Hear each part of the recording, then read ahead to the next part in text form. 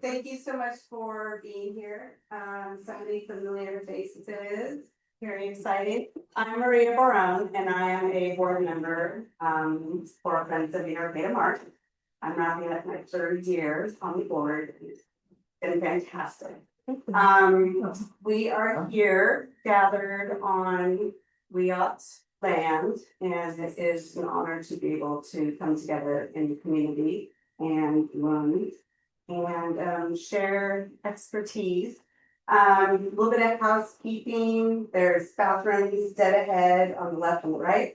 There are some cups in the back to reuse. If you take one, please leave it. There's a water station around the corner. Help yourself to some cookies. We're gonna save questions for the end of the presentation, unless you just have a super burning question you gotta let out. And without further ado, I'm going to introduce Alicia Hamann, and she is the executive director of Friends of the Eel River. That's right. Yep. That's right. Okay, there you go.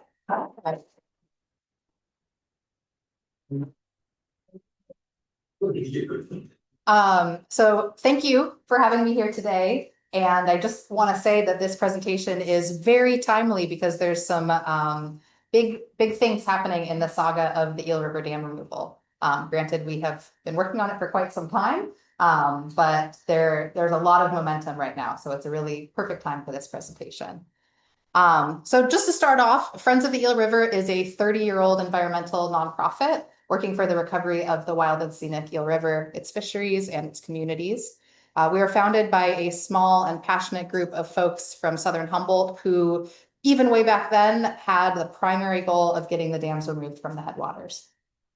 I want to start off by giving you a little bit of background about the Eel River and what makes it so special before diving into the kind of complex story of Eel River dam removal. The Eel River dams, they're known as the Potter Valley Project, but you'll hear me refer to them interchangeably as either Potter Valley Project, PVP maybe if I'm using shorthand, or Eel River dams. I'll move the mouse back to the thing. So the eel is the third largest watershed entirely in California. It has really vast stretches of rugged wild spaces. A lot of folks are probably most familiar with the South Fork, which is this like purple and pinkish color here, because the 101 runs mostly alongside that part of the river. But there is a lot more to the Eel River watershed. We've got, large swaths of old growth redwoods, huge oak savannas, these massive boulder fields with 5-story tall building size boulders up in the upper reaches of many of the tributaries. It's really an incredible watershed. It drains 3,600 square miles, and about 50%-ish of the watershed is privately owned. But that means that about 50% is publicly owned, which is kind of astounding. When I first started working for Friends of the Eel, I think the figure was something like 80% privately owned. So there has a lot of land that has transferred to public ownership in the watershed. Of course, before settlers arrived in the Eel, it was home to a really wide diversity of Native people, including Wiyot, Wailaki, Yuki, Homo, and many, many others. Despite horrible violence and systemic destruction of culture perpetuated by the state of California, many of those Native people still call the Eel River home and are working really hard to revitalize the watershed and their cultures. One of the things the eel is really well known for is the historic abundance of its fisheries. Cannery data from the 1850s tells us that Chinook salmon returned to the river in population numbers about 800,000. Steelhead and coho, their populations were about 100,000 annually. So there were, even in a time when we were taking a lot of fish out of the watershed, there were about 1 million fish returning to the eel every year. Today, unfortunately, the numbers are pretty grim. Coho and Chinook, Steelhead and Chinook return to the river in like the low tens of thousands, and coho are unfortunately doing far worse. They actually need much colder water than the other salmonids do, and it's possible that they'll be extirpated from the region in the coming decades. We are on a positive trend right now, though, so there's some good hope there. Because Friends of the Eel is focused on recovery fisheries, we focus on the root causes of these declines, and our main program areas reflect that. Of course, dam removal is the single most important restoration action we can take to advance recovery of the eels fisheries. So the Potter Valley Project is located in the headwaters of the Eel River. The Eel River flows south to north, which is a little bit unusual for rivers in this area. So when we're talking about being upstream, we're talking about kind of being down from where we are right now. Some of you might be familiar with the Lake Pillsbury Reservoir off of Highway 20, just east of Ukiah. And the project has been owned by PG&E since 1930, but it is a bit older than that. The PVP consists of 2 dams, a diversion tunnel that travels a mile through a mountain, and a now defunct powerhouse. So as you travel upstream on the main stem eel, the first dam you come to is Cape Horn Dam, and that's about 160 river miles upstream from the mouth of the river. It was completed in 1908, and it has a reservoir that has mostly silted up at this point called Van Arsdale Reservoir. It has a storage capacity today of like probably a little less than 390 acre feet, which is very tiny. Cape Horn Dam does have a fish ladder, but it is very problematic, which I'll get into later. At Cape Horn Dam is where the diversion takes place. It, like I said, it's a mile-long tunnel. Frankly, quite a feat of engineering, something that could probably not be permitted today, going straight through the mountain.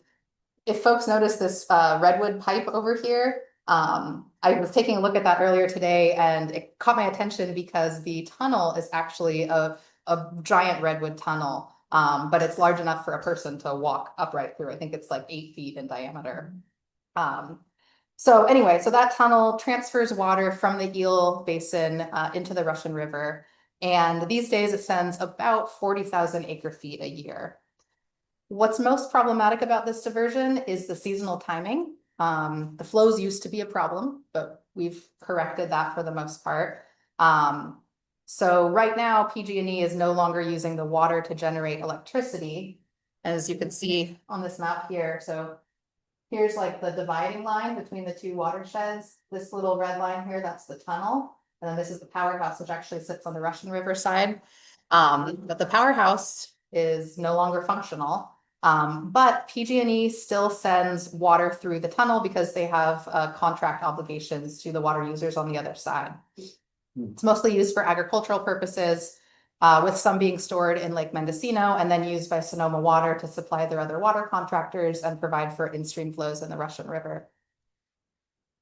About 12 miles upstream from Cape Horn Dam is Scott Dam. That's the big one. It was completed in 1922. It stands about 130 feet tall, and it impounds the Lake Pillsbury Reservoir that has a current capacity of about 46,000 acre feet.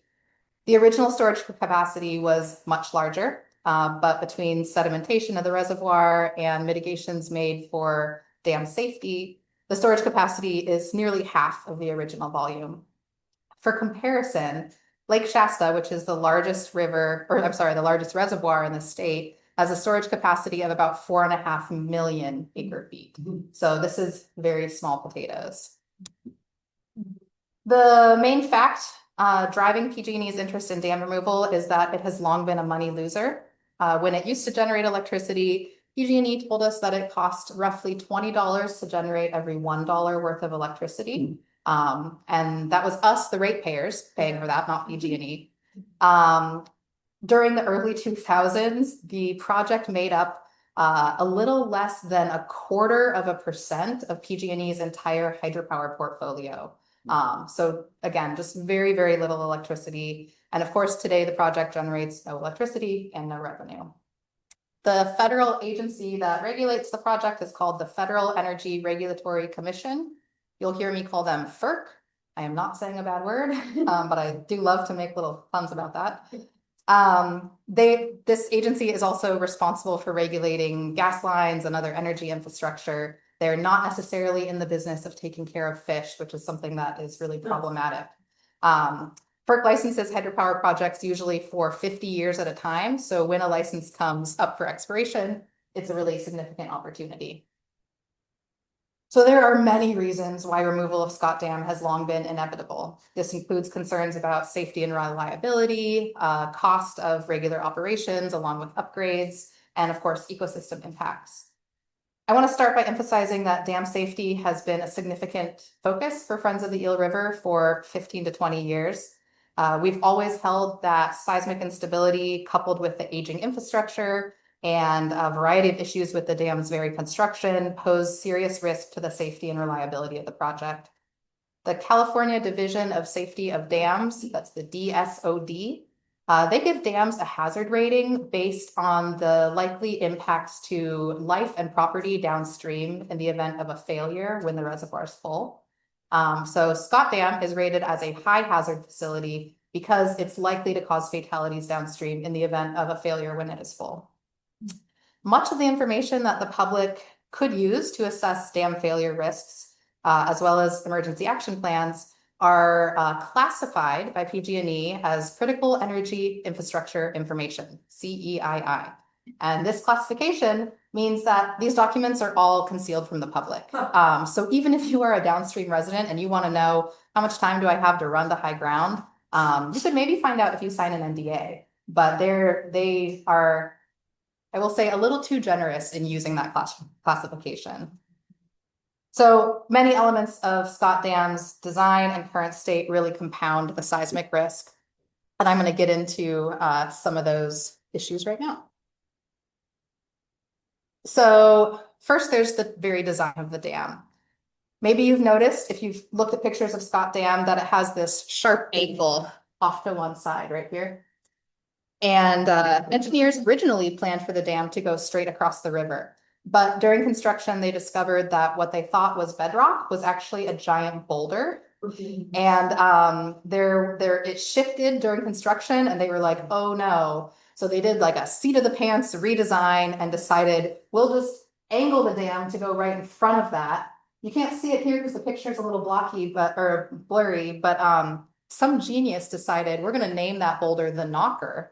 And it to this day continues to slowly slip down toward the dam along with an active landslide that makes up this area right here.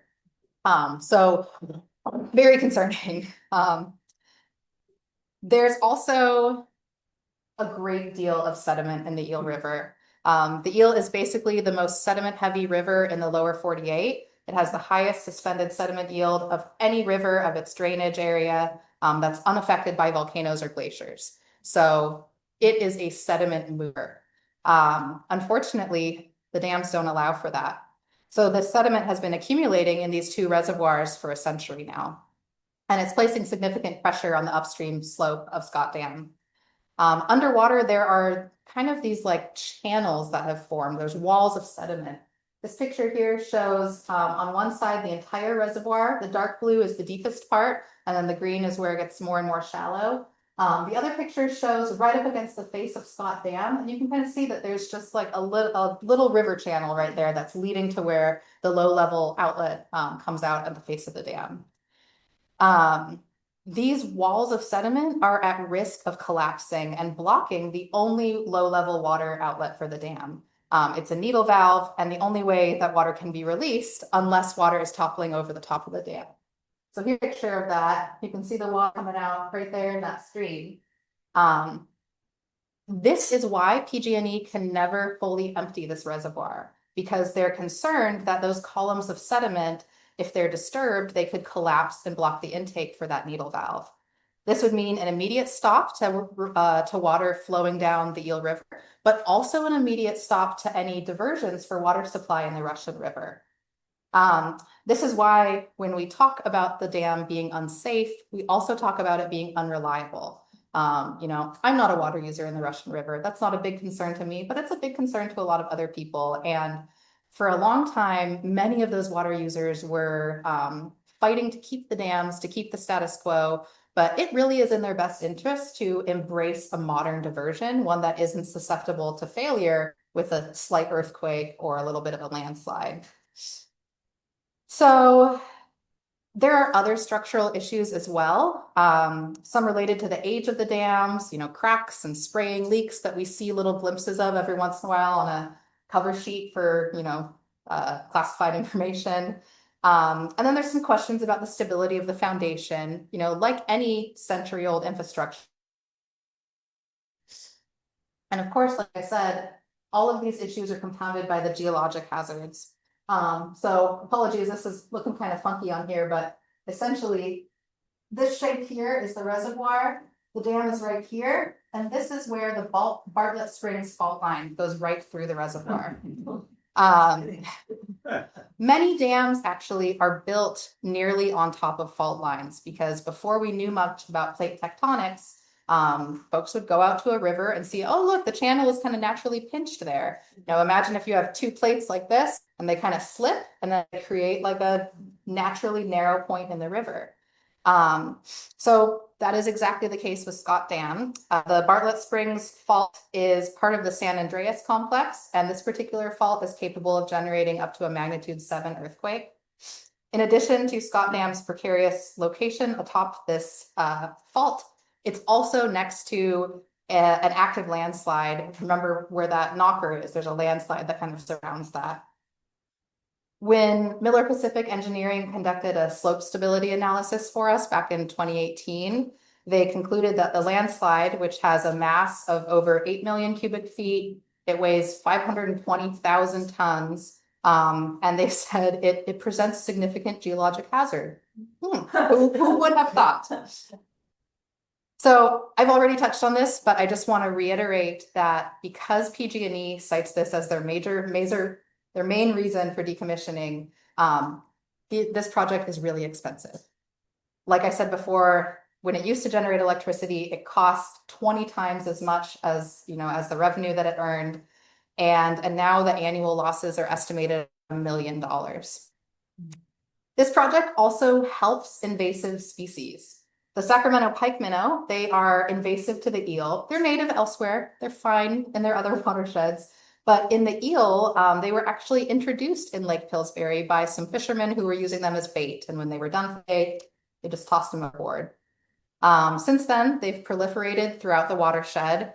And they not only compete with native fish for habitat and resources, food, they also predate on the native fish. So it's not uncommon to find pike minnow with their bellies filled with baby steelhead. They also thrive in the ecosystem created by the dams. They really like warm water that moves a little slower. And wildlife experts have acknowledged that dam removal is probably the best thing that we can do to address the growing population of pike minnow. So restoring access to the headwaters provides a number of benefits, but one of the cool things that it offers is it provides steelhead with a refugia, which is inaccessible to the pike minnow. Steelhead are these incredible athletes. They can jump higher than any other fish in the watershed. There's been like lots of studies like, oh, I wonder if steelhead ever go above that waterfall. No, it's 18 feet tall. That's way too high. And you find time and time again that like these fish can get anywhere, but pike minnow can't. And so there are parts of the upper watershed where that refugia exists, that the steelhead could, mount some roughs, mount a waterfall like this one being measured by these scientists here, and get into that upper basin habitat, raise their young there, and be, for a period of time safe from the pike minnow. One other thing, I'll come back to this picture later. Well, I won't come back to the same picture, so remember it. But this spot is called Bloody Rock Roughs, and it's a really interesting location because of the story of summer steelhead and these really special fish whose genetics have been found up behind this rock. This is also in the region up behind Scott Dam, so there's evidence that steelhead have been all over the place up behind the dams there. So finally, mercury toxicity. Let me just say this, please never consume any fish caught in Lake Pillsbury Reservoir. In a 2014 study, statewide study, the fish with the highest recorded mercury in the entire state came from Lake Pillsbury. And it's not uncommon for fish tested from that reservoir to routinely come up with much higher than is safe levels of mercury in their bodies. Mercury naturally methylates in anaerobic environments like reservoirs, and that makes it biologically available. And so then it bioaccumulates and poses real dangers to predators or humans who might end up eating these fish. So again, experts have said that the best thing we can do to address this toxic problem is dam removal. You get rid of the anaerobic environment and you stop creating this problem. So, while PG&E is obviously motivated to remove this project based on the long-standing economic losses and the dam safety risks, groups like Friends of the Eel River are most motivated by the opportunity to restore fish passage and remove the harms caused by the dams. As I mentioned before, the fish ladder at Cape Horn Dam is really inadequate. It needs extensive upgrades, and state and federal wildlife agencies, along with groups like Friends of the Eel River, and many of our allies have actually asserted that the fish ladder causes take of ESA listed species.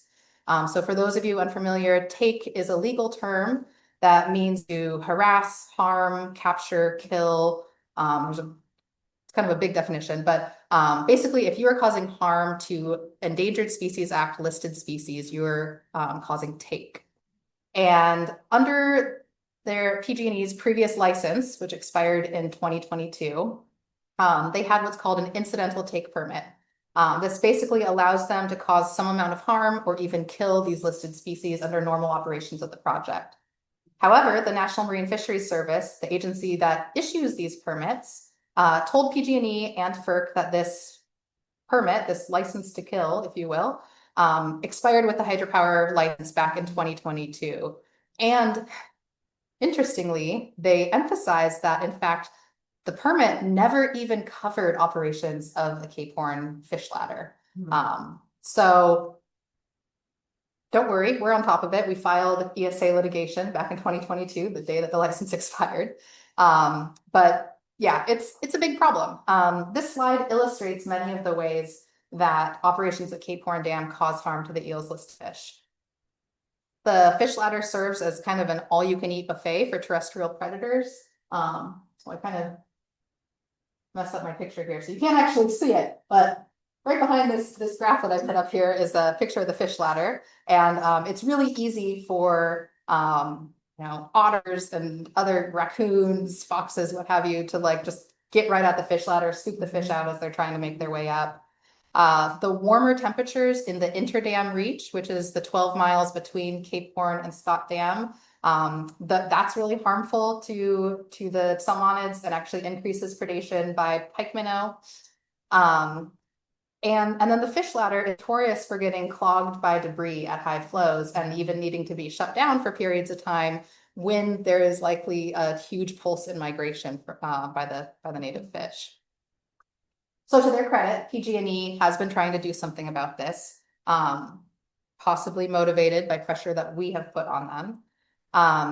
They've really made a solid effort. They're trying to keep the temperatures of the water released out of Scott Dam low enough to allow for good conditions for the steelhead.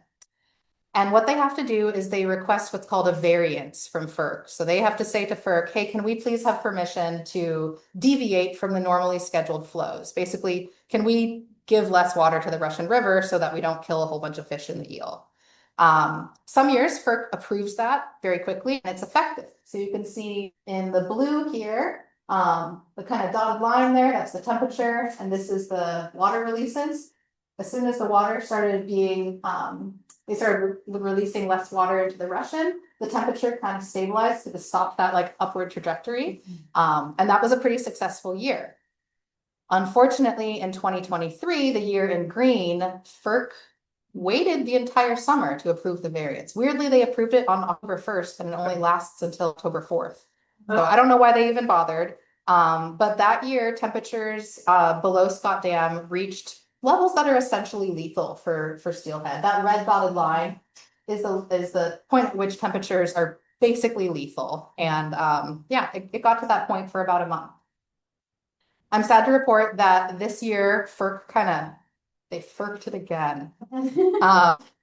They really took their time in approving this year's variance. They actually did just approve it a couple days ago.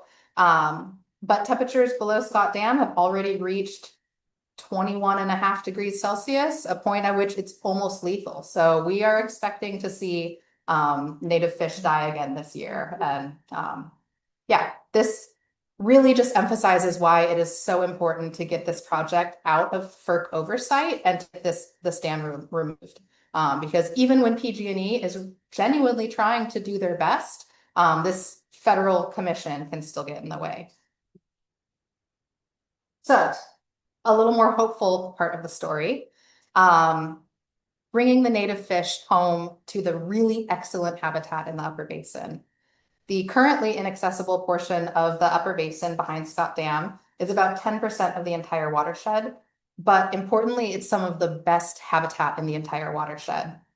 Some of you might be familiar with Emily Cooper's work. She was a grad student at, what is it called now? At HSU, at Cal Poly Humboldt. A few years ago, she published a study that quantified river mile habitat, that quantified how many river miles were available as habitat for various different life stages of Chinook and steelhead. These two maps here, the blue and the one with the blue and purple line, are from her 2020 paper. And it basically just shows all the suitable habitat up there. The thicker, darker lines are like a higher quality of suitable habitat. She's the one who put the figure on how much steelhead habitat there is available up there, which is about 280 miles of habitat. You'll also notice that Bloody Rock Ruffs are listed on her maps there. And again, I just want to point that out to you because it is kind of an interesting location when it comes to research on summer steelhead. The habitat behind Bloody Rock Ruffs, because it is kind of difficult to access, would probably be used primarily by summer run steelhead, as their early migration time allows them to get farther up into the watershed earlier in the season. And so they would be up in part of the watershed when there's still pretty high flows. So a little bit about summer steelhead. They enter the river sexually immature, which is very different than the other salmonids. And they come in the summertime and they go kind of as far up as they can, find some deep, cold pools to hold in through the summer. And then once the rains arrive in the fall, they continue their migration journey upstream, but they have like a head start on their winter counterparts. This allows them to take those really valuable ocean-derived nutrients into places in the watershed that other fish aren't making it to. So they serve this really important ecological role. And of course, you know, biodiversity helps a species survive because they have lots of different techniques for survival. And so it's really important to hold on to this really special lineage. The river is, and the pole too, are kind of neck and neck there. We're home to the southernmost run of steelhead, summer steelhead on the planet. So really kind of a still unique thing there. Samantha Cannery is another scientist. There's a lot of wonderful women scientists who've done work on the eel. And she published this really compelling research about summer steelhead genetics in 2020, including the exciting discovery of summer steelhead genes in resident trout that are trapped behind Scott Dam. So for those of you who aren't fish experts, trout and steelhead are basically the same fish. They're very genetically similar. The main difference being that steelhead are anadromous and go out to the ocean. And it turns out that there's a single gene that codes for that anadromy. And there's also a single gene that codes for the run timing of those fish. And Samantha and her team found the genetics for steelhead and also the genetics for summer steelhead in the reaches in Scott Dam, behind Scott Dam, and especially right there behind Bloody Rock. So really interesting stuff. You know, it basically means that the ancestors of the trout that are up there now, they used to be steelhead. Some of them used to be summer steelhead, these super special fish. And once we remove the dams, their offspring could once again pick up that life history and just become steelhead again because they still have it in their DNA. So just super exciting. The other map here is from yet another female scientist, Alyssa Fitzgerald. And her paper, published in 2022, presents really excellent information about just how valuable this upper basin habitat is. They evaluated stream temperature and geomorphic features to determine the habitat suitability of, again, all the life cycles, all the stages of the various salmonid runs under a variety of conditions too. And what she found was that the cold water refugia in the upper basin could support populations of winter and summer run steelhead and fall chinook, even during some of the warmest years. And that's really important because the eel, it gets super hot and there are cold springs up there, and it is just such a wonderful place for the fish to be able to raise their babies. She also concluded that the upper main stem has basically the same amount of thermally optimal habitat as the Van Dusen. She has this great quote in her paper about how if you open up that habitat, it would be the same as adding an entire another Van Dusen river to the watershed.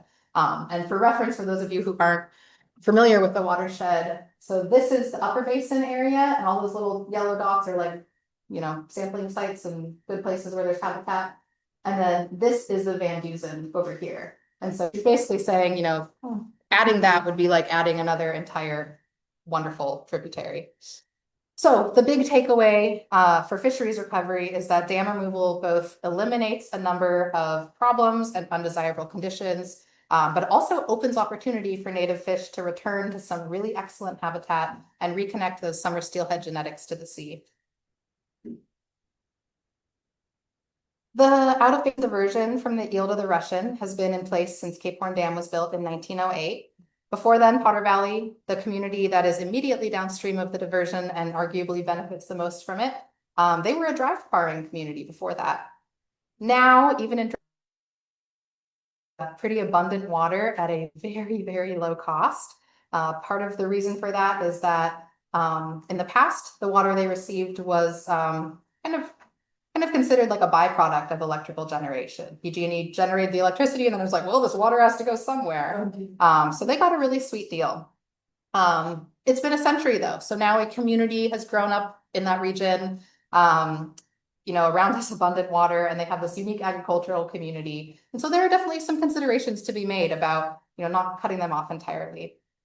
Like I said before, what's most problematic about the diversion these days is the season, not the quantity of water. And because Potter Valley doesn't store water, they receive their contract water from PG&E during the summer and the fall when the eel really can't afford to spare it. The agreement for a future diversion that has just recently been published and signed calls for diversions to only happen during the wet season, a time when the eel can actually afford to spare some of its water. Average diversions in the first 90 years of the project were like 150,000 acre feet. Back then, the quantity of the diversion was definitely a problem. There was a trickle running down the Eel and a fountain running into the Russian. And that actually turned out to be bad for both watersheds.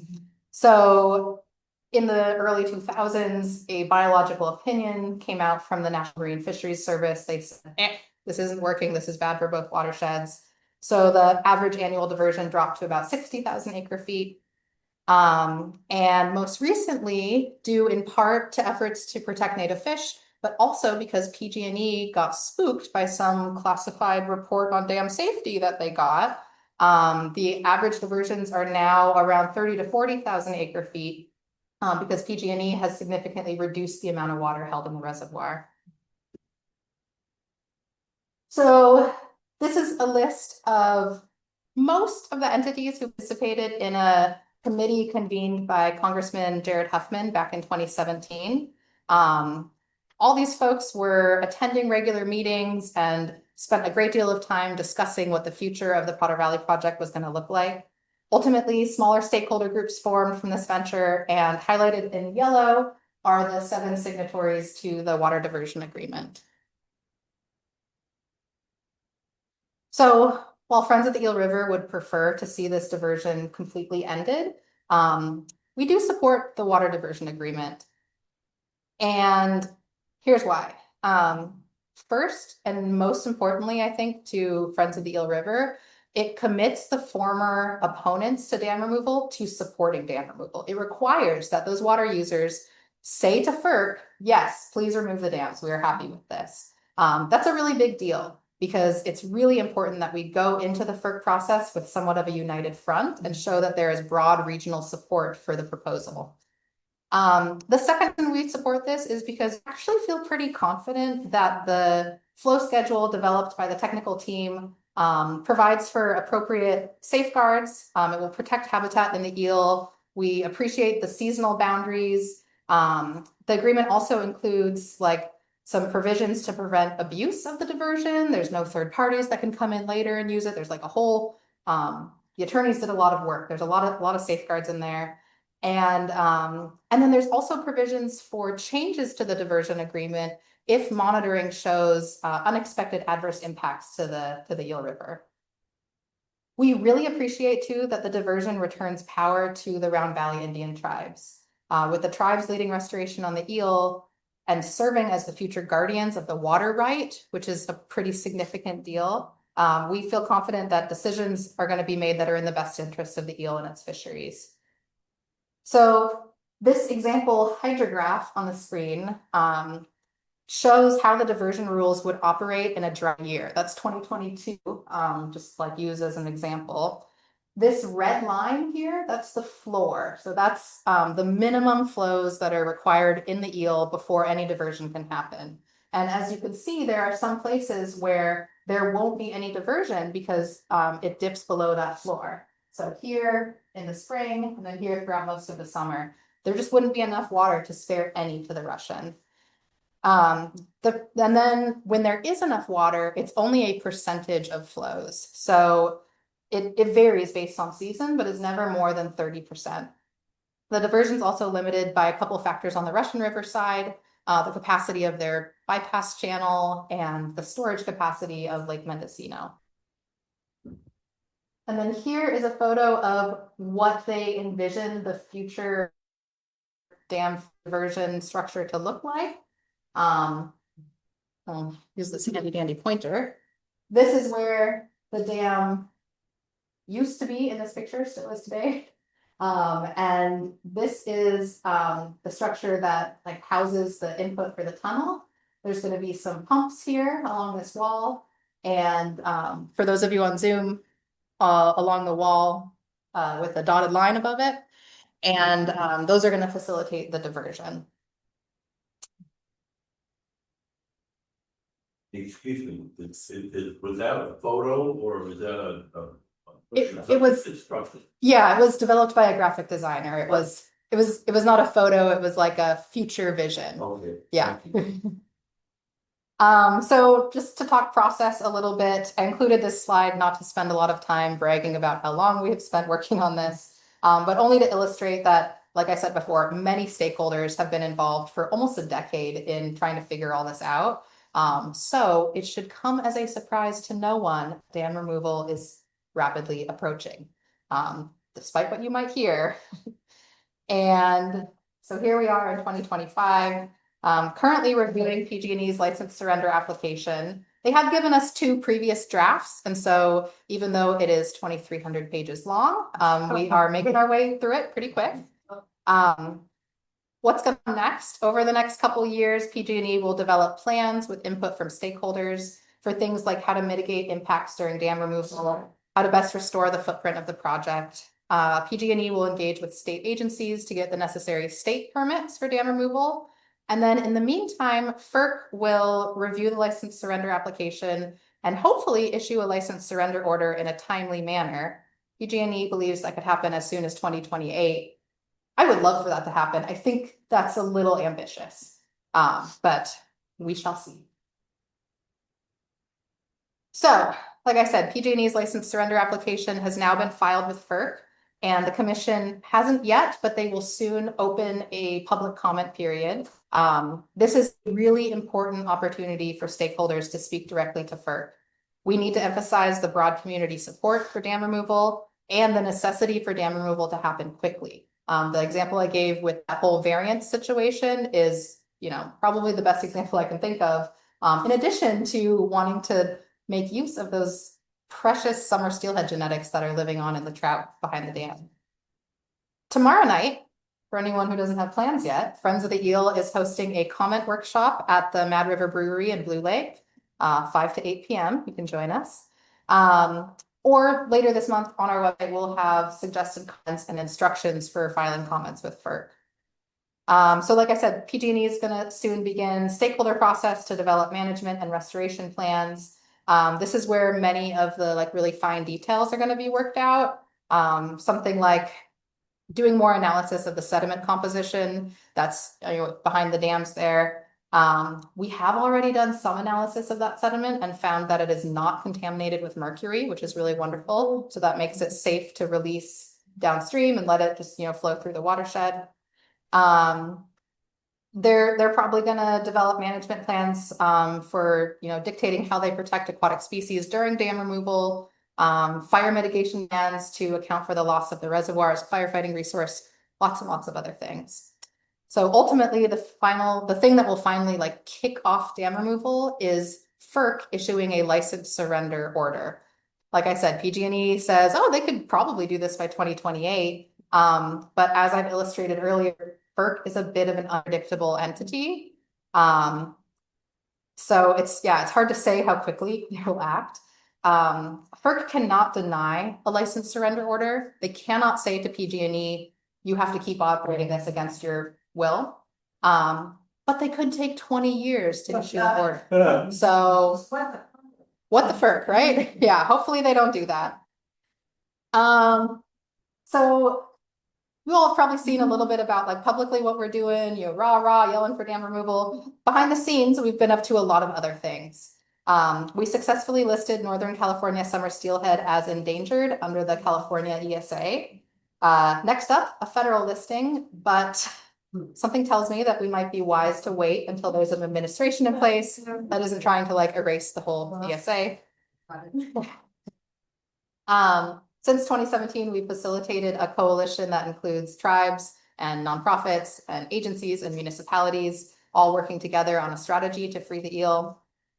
In 2022, when the Potter Valley Project license expired, which, yes, the license expired, it's now operating on annual licenses that are meant to be temporary but can be extended indefinitely. Anyway, in 2022, we filed ESA lawsuits against both FERC and PG&E, telling them, hey, you are now violating the Endangered Species Act. Both lawsuits are ongoing, and the most I can say is that I believe that they've been effective levers in really encouraging at least PG&E to get serious about protecting the fish while they pursue dam removal. And then finally, we engaged with the California Public Utilities Commission to ensure that PG&E is setting aside enough funding for decommissioning. So, in a perfect world, the shareholders of PG&E would be the ones to pay for this. We do not live in a perfect world, and so it is the ratepayers who are going to be paying for it. But good news, bad news, we've all already started paying for it because PG&E has a decommissioning fund that they're setting aside money in, that they've actually been putting money aside in for some years now. So hopefully you're not going to see a big hike on your rate bill or anything like that because of this project, but I can't promise that PG&E won't do that for other reasons. So finally, I just want to emphasize again that we have this really unique opportunity right now to talk to FERC and emphasize that the proposal for dam removal and an ecologically appropriate diversion have broad regional support. And, as much as we can really drive that home to FERC, the better I think our chances are of them, going through their process swiftly and issuing the license surrender order in a timely manner. So is FERC a state agency? No, they are a federal agency, and they are kind of an unusual agency. They're kind of outside of influence from Congress. They did unfortunately have some vacancies on their board when the federal administration switched over this year, and so we've already seen one not so great person appointed, but frankly, it is an energy commission. None of those people, even the blue ones, were ever really going to be like good allies for the environment. So yeah, and it is the FERC staff who do a lot of the legwork. So yeah, yes. I thought it was really gratifying that these groups would collaborate the way they have to come up with an agreement on a really contentious issue. Yeah. Can we take that whole operation to Congress? Right. Well, you know what's interesting about that is you know, part of my job is doing a lot of PR and engaging with the media a lot and talking to reporters, and try as we might to change the narrative. They keep reporting on this like it's some huge controversy and it's fish versus people or fish versus ag. But the reality is, one, people eat fish. Cultures depend on fish. Like it's not fish versus people, it's people versus people. But the really remarkable part of where we are in this saga of dam removal is that we have this like unique compromise that has been very hard to come by. You know, there were times where I was here, you know, we were on the outside of that agreement intentionally. But there were times when I was hearing things about like, oh yeah, we spent, you know, a month working on one sentence. Just a lot of like really fine, careful negotiation. And so the fact that there is this like broad support now is really a remarkable thing. And of course, there are still people who are concerned about the change ahead. And there are still people who are totally opposed to dam removal, and there always will be. There always is with things like this. But yeah, the compromise is really remarkable.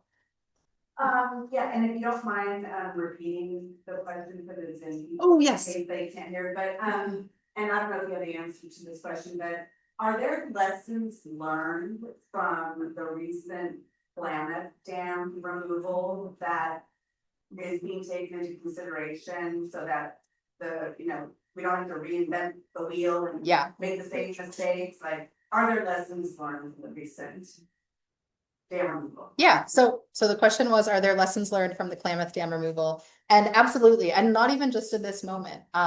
In fact, on my board, there is a gentleman who works for the Yurok Tribal Fisheries Department. There was another person who worked for the Karuk tribe a couple years ago. So we have kind of always been learning from the Klamath and learning about their activism and their, you know, media strategy and the way that they bring people together. Like lots of lessons learned in like the fight leading up to dam removal. And as far as like actual dam removal itself, I think the Klamath really raised the bar for the expectations of salmon returns. You know, one thing that people were just astounded by was not necessarily how quickly the salmon arrived back up past the former dam locations, but the abundance. You know, they were expecting a couple hundred fish and they got a couple thousand. So I think that like just gives us all a big boost of hope. But then there are other things that are still kind of unknown elements that weren't expected in the Klamath. For example, you know, when the plume of sediment is released, it basically creates lethal conditions in the main channel. Right. And there, you know, while you do your best to like time it so that there's not sensitive species, you know, not during like a salmon migration or something, there's still going to be fish in the watershed. And somehow many of those fish survived. And so there's a lot of speculation, like, well, did the fish know? Could they sense it? Did they go up some tributaries? Did they just hold their breath for a day? Like, what did they do? We don't know. And so there's discussion now about setting up monitoring so that when that happens in the eel, we can learn about how the fish survive. So is there any alternative to just releasing sediment? Maybe produce some of it? It could possibly be dredged out of there, but it is probably prohibitively expensive. And it also creates a lot of other impacts because then you have thousands of truck trips driving back and forth, and you know, just it creates a lot of other problems. One thing that we saw on the Elwha Dam removal up in Washington State, like 15 years ago, was that when the sediment was released, it actually like built up the estuary habitat in a new and really interesting way and kind of helped that habitat.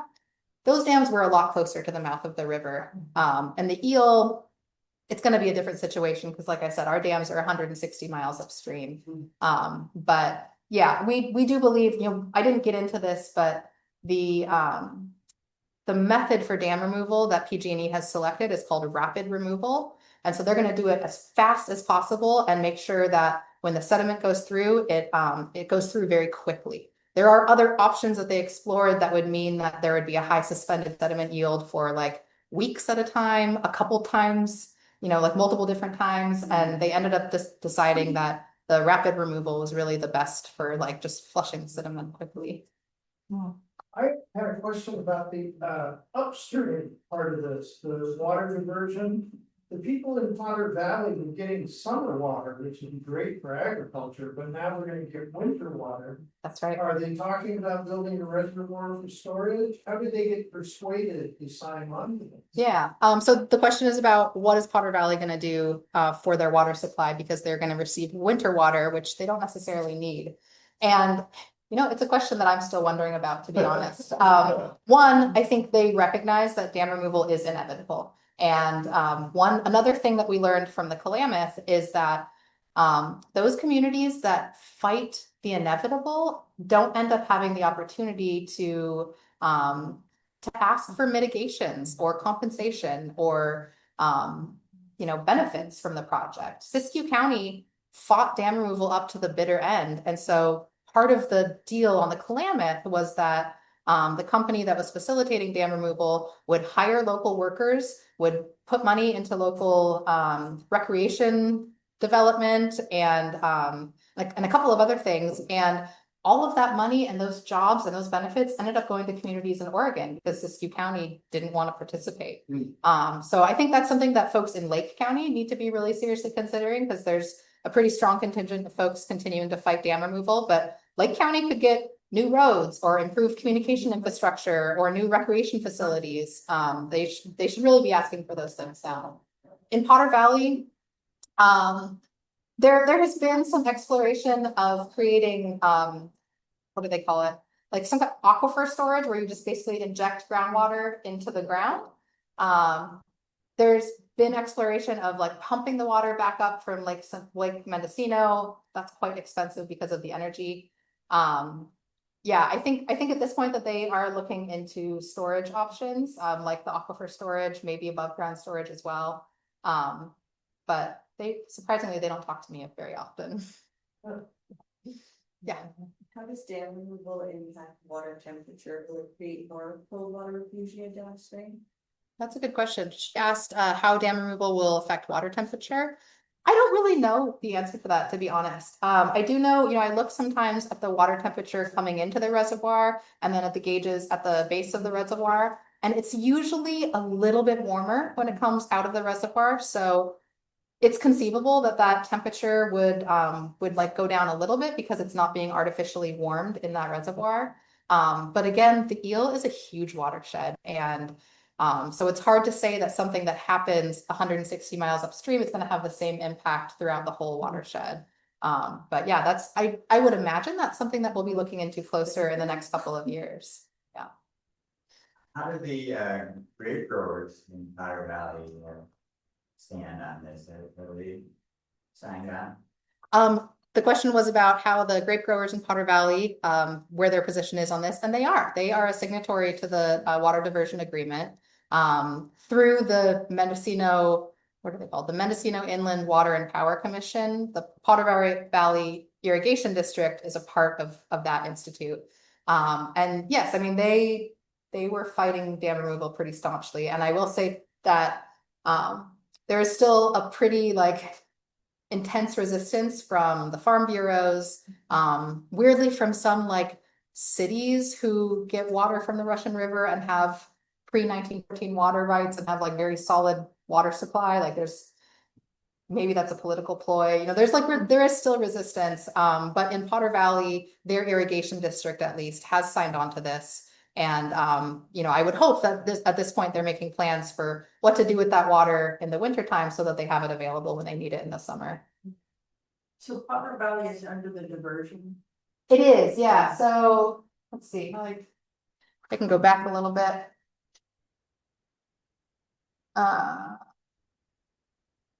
So Potter Valley. This is let's see. Oh man, let's see. This is about where the diversion happens. And Potter Valley is right, the powerhouse is in Potter Valley. So they're the ones who get that water first. Are there other dams on the Eel? Nope. I mean, they're little tiny ones. Willits has a dam. The Benbow Dam has been gone for a decade at least. Yeah. Yeah, there's other small, Willits has a small dam, Brook Trails has a small dam, but nothing like this that excludes access to hundreds of miles of habitat. What do you know about the source of lead and how did it not get involved in the sediment behind the dam? Source of the land? Yeah. Lead, mercury. Oh, It was the mercury, I'm yes, sorry, yeah. yes. Was there a mercury mine back there somewhere? I don't, so the question was about where the mercury comes from, and there is, and I am not a chemist, so if there's any chemists out there, excuse the broad oversimplification here. But there is a process where in anaerobic environments like a reservoir where there's like very little oxygen, especially at the bottom of the reservoir, mercury, it's a natural compound, and it goes through this methylation process, which makes it biologically available. So when it's like in the rocks and not methylated, organic organisms can't consume it and have it embedded in their bodies. But with this process that happens when there's very little oxygen, it becomes a source that can be, embedded into our bodies. So I would imagine that there are probably quite a few reservoirs that have this problem. Alicia, if you can check the chat. Oh, yes. Questions, that would be fantastic.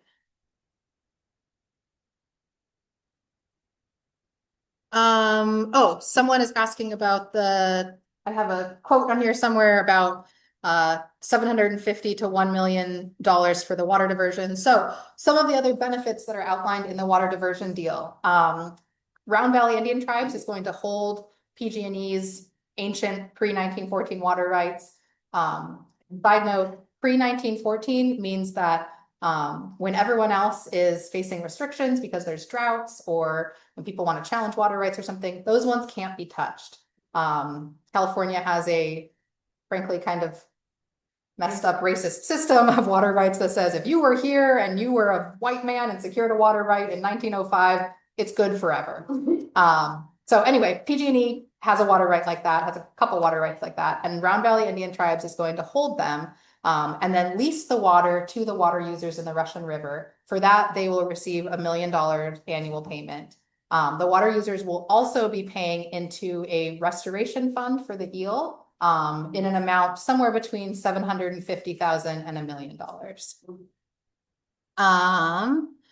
How does the sediment and pollution affect the ocean health? Yeah, that is a really excellent question and something that we are going to be pushing PG&E to look into further. There has been some sediment coring and analysis of the composition of the sediment in the reservoir, but we don't really have a great picture of like how much of it is really fine particulars, like that silty stuff, how much of it is like chunky gravel. And that matters because that, the different sizes of sediment and different kinds of composition are going to travel down the river differently.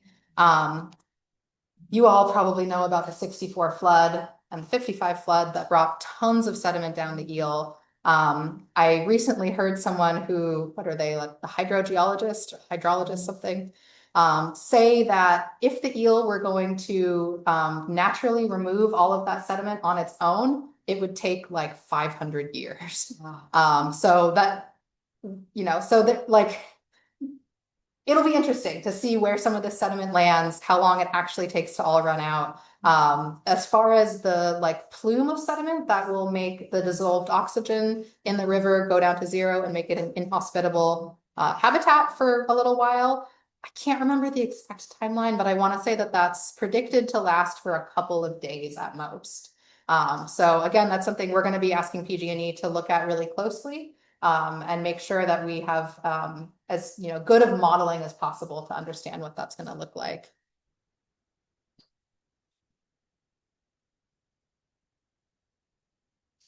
Yes, and I think this person is pointing out to me that I had a typo on my slide. If it said 750 to 1 million, I meant 750,000 to 1 million. Can we see all of this? I've never been up to Otter Valley or the. Yes. I was about to look on my computer for a hilarious picture of me standing in front of the needle valve like this. Looks like water's pouring out my mouth. We did get yelled at and kicked off the property after that. So you can pretty easily get to Cape Horn Dam. Getting to Scott Dam is a lot more difficult. And There's like possibly one vantage point on the southern side, on the road up above, where you can like get out of your car and kind of peer through the trees, but it's actually really difficult to see. You can, of course, go to the reservoir and you can boat, take your kayak out or something and get within a certain distance of the dam on the upstream side. But yeah, it's actually kind of a difficult project to go and see for yourself. Will that change with the agreement? Well, it will change once the dams are removed. So one thing I didn't talk about is how the land ownership will change. Much of the land under the reservoir is US Forest Service land. So some of that will revert back to them. The California Public Utilities Commission has a policy about returning land to tribes. And so it is likely that much of the other land will also be returned to various tribes in the region. Some of it will probably become more publicly accessible, which just kind of depends on how that all plays out. Are you surprised that PG&E is actually taking responsibility for this? I thought they dragged it along the way. Yeah, a little bit. So they, at first they said, we're going to renew these dams. We're going to renew the license. And then they declared bankruptcy. And then they tried to sell the project. Nobody wanted it. And they tried to auction the project. Nobody wanted it. Which is very interesting because Sonoma Water has some kind of contract that provides them an option to like take over the project in that case. And I think Sonoma Water was like, we see that hot mess. We don't want any part of it.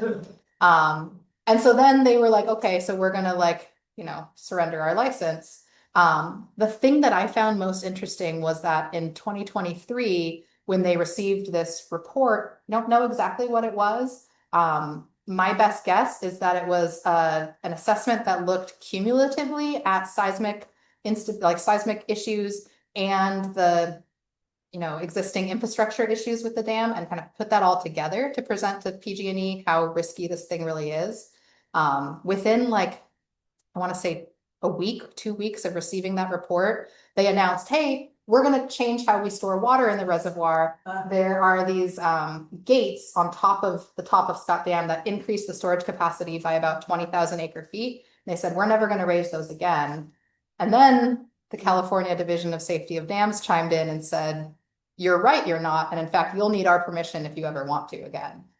So that's the thing that surprised me, that they definitely got some information that spooked them. Congressman Huffman shared an interesting tidbit. I don't know if any of you were at what did they call it? The Eel River Forum, I think is what they called it, last spring down in Fortuna. He was there and he was making a presentation about this project. And he mentioned that in conversation with one of PG&E's dam safety engineers, this engineer told him, of all the projects I oversee, Scott Dam is the one that keeps me up at night. So it is literally fueling the nightmares of PG&E's engineers. Yeah. It's probably not actionable anymore either, we're coming out about the risk. Plays out. Movement. I can't imagine the insurance company will continue to. Yeah. That's probably that immediate. Yeah, probably. This is very informative. Thank you. Yeah.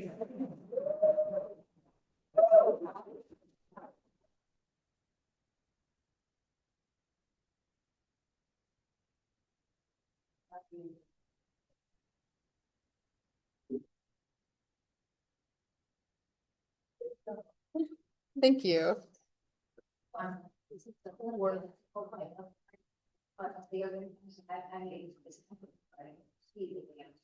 You're all required to take a peek.